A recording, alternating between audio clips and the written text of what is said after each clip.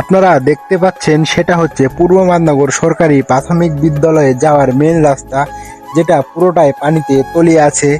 এখন হয়তো একটু পানি কম দেখা যাচ্ছে, কিন্তু কিছুদিন আগে এখানে হাঁটু পানিরও বেশি পানি ছিল।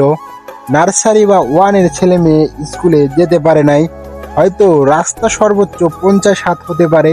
এই 50 হাত রাস্তায় মাটি কাটার মতো অর্থ কি স্কুল ফান্ডে নাই, নাকি তারা এসব চোখেও দেখে না? স্কুলে কি কোনো শিক্ষক নাই, কমিটি নাই, নাকি এলাকায় কোনো গণ্যমান্য ব্যক্তি বা কোনো নেতা নাই? আসলে ভালো কাজ করার জন্য অনেক টাকা লাগে না, লাগে সৎ ইচ্ছা বা সুন্দর একটা মন। আমি স্কুল শিক্ষক কমিটি, এলাকার গণ্যমান্য ব্যক্তিদের কাছে অনুরোধ করছি, ছোট ছোট এইসব বাচ্চাদের কথা চিন্তা করে হলেও স্কুলের সামনের রাস্তাটি যাতে মাটি কাটার ব্যবস্থা করা হয়।